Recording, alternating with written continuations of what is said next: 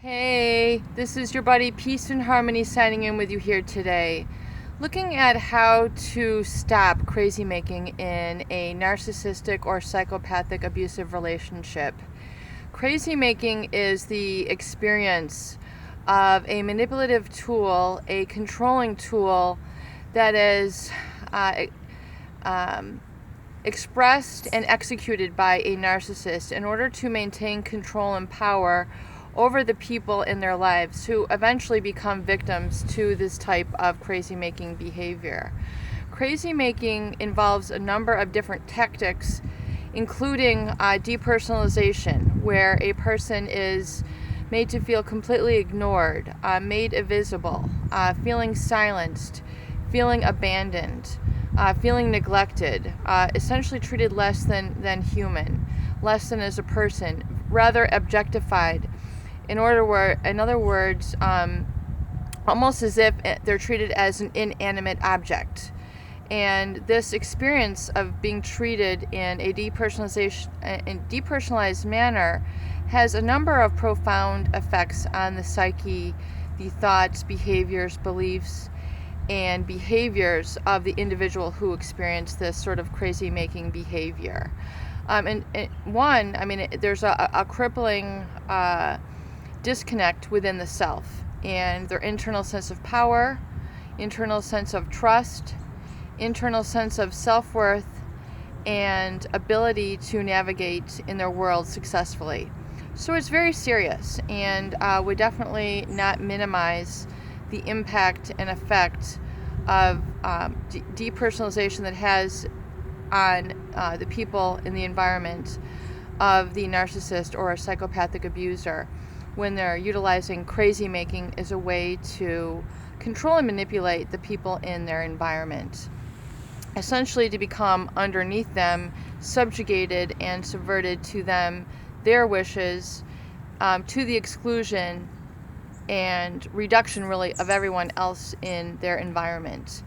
The other effect is that of cognitive dissonance, the other tool which a narcissist or a psychopath will use, where they say one thing but do another. They say one thing, but the tone does not match their language. Their body language does not convey the same message.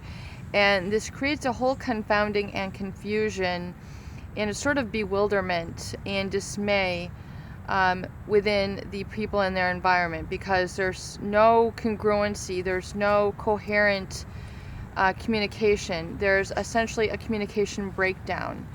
And it's not just like we don't get each other, it's done in a very fabricated method, so as to be a pre-calculated method to keep people down and in confusion. In other words, the narcissist and psychopath, they're able to monitor the effects of their behavior on the people in their environment, and they're able to obtain feedback. They're able to determine when people are saddened, sorrowed, and made more melancholy, depressed, and anxiety and confused, essentially depersonalized by this sort of treatment. So the narcissist and the psychopath will then re-engage in this sort of manipulative and controlling behavior once they see it is effective. So that behavior will then be perpetuated by the continual use of depersonalization and cognitive dissonance to create very intense crazy making in their environment. So it's extremely disruptive, but really essentially where the crazy making is perpetuated when there's just a complete dysfunction and essentially an unreality is created in the lives of the people surrounding this narcissist and the psychopath. In other words, they're being manipulated and controlled to do things against really their own will or what's in their best interest. They are severed from their innate ability to navigate, to pay attention to their inner voice and follow up on that, to express that. So it gets squashed, more or less. It gets starved out by lack of use, by lack of expression, by lack of acknowledgement, and lack of positive mirroring. That authentic self is essentially annihilated through lack of bringing bringing awareness and bringing it out of that person. So the crazy making creates this whole sort of chaotic cycle that is perpetuated by the reducing of that person into basically a victim status, and then that victim status can, acting really out of their own best disinterest to maintain some sort of communication and lines of relationship with the narcissist or psychopath in their life, because they're still in their life. So they have to have it's when they're still caught up essentially in that web. They're caught up essentially in what viewers have called a trap. Some viewers have described it as a prison. So this essentially is the aftermath and effects of crazy making. So how do you really get out of it? Well, for one, you have to realize, number one is the boundary, that this treatment and effect on you has been transferred onto you, as is described by John Bradshaw in his book, Healing the Shame That Binds You. This initial depersonalization and cognitive dissonance is transferred onto you from the energy, from the mistreatment of the narcissist or psychopath. So it is transferred onto you. That feeling of insecurity, of shame, is basically thrust onto you. Think of it as if you're throwing water, and then that water lands on you. It's literally a transfer of a feeling, literally a transfer of a substance, which is a toxic emotion. So that's why we start to see the whole negative loss of really one's senses, one's voice, one's guidance, things of this nature. So it's a very toxic sort of negative effect that it has on the person. So for one, you have to identify your boundaries and realize that person is separate from you. Number two, you have to realize that person is causing those feelings, that those feelings are not really originating from within yourself. They're originating from that other person, and they're being transferred onto you, and they're essentially affecting you in your thought process, your beliefs about yourself, your feelings about yourself, your behaviors in your everyday world. It goes on to impact everything from your eating habits to your spending habits to your employment habits to really where you rise up in the world.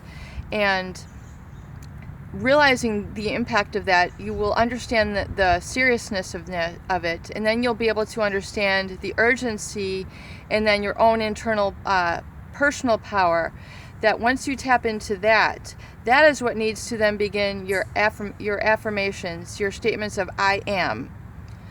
I am, followed by the statement of that which you are in truth, your honesty, your integrity, your reality, your authentic self, your true voice, your true personality, your true values, your true interests, your true endeavors, the truth of who you wish to become, the truth of what you wish to have, the truth of what you wish to create, the truth of your strengths.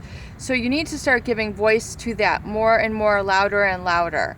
And the affirmations need to be done with a state of emergency and a state of very emotionally positively charged statement, so that they resonate through your body. Because as you speak those, it's unearthing those negatives that are imprinted in your mind, which operate on an unconscious level. Just like your heart is beating, just like your stomach is digesting your food for you, just like your lungs are breathing for you, those same negative thoughts are being generated in the personality and in the psyche of the victim. So we need to unearth those and instead implant and imprint and create the new positive affirmations, which who you really are, your authentic self, which has been buried underneath all their negative and toxic treatment. And the affirmative statements need to be said loudly, clearly, audibly, and really with a conviction, almost at the top of one's lungs, so that they resonate through the body. And when you do this, you activate the emotional center, the limbic brain, which releases emotions, which empower you, and go into your muscles, which go into your body, and create a new feeling and a new reality and a new strength. So statements such as I am, I am, I am, I am wonderful, I am authentic. I am real. I am a person of worth. I am. I am a person of worth. I know I am a person of worth, and I know I have good within me. I know I value honesty. I know I value integrity. I know I value people. I know I value truth in life. And these are the type of statements that we're going to create and we are going to pronounce and speak into existence, because your language creates your reality. You really need to understand that in healing and moving forward, in order to part the toxic sludge that is within your mind, your body, and in your spirit. Because once you really get into touch with those, and once you really pronounce those and scream them at the top of your lungs with your complete faith and your complete honesty and your integrity, which means your internal wholeness, they will begin to resonate and create a reality within your body. And when you do this repeatedly, it's going to give you true internal strength and value and conviction, which cannot ever be taken away from you. Once you speak this into existence, it becomes more and more real, more and more strong, more and more you, more and more authentic, and it gives you more and more clarity into seeing what is truly valuable to you, what is truly significant to you, and your true perception of what is serving you, good for you, healthy for you, and accurate for you. The true you, the one that has been abused, the real you that has not been abused. So we're using these affirmations to discard that abuse, and it's essentially speaking your reality into existence and allowing that unreality of abuse to fade away and crack away. Almost like when you open up a seed and you see the shell removed and the internal seed within, that embryo. When you speak these affirmations, it's allowing that shell to break through, break away of abuse, and instead the real you is coming to light. The real you is coming to life. And that is the you that we are speaking into existence, the true you, the real you that you've been crying out to experience, feel, and enjoy. The you that is feeling safe and has self-trust, self-belief, and then actually creates the good in your life. The you that has self-respect, the you that won't tolerate abuse. The real you that identifies abuse and can stop abuse and step away from abuse and walk away from abuse.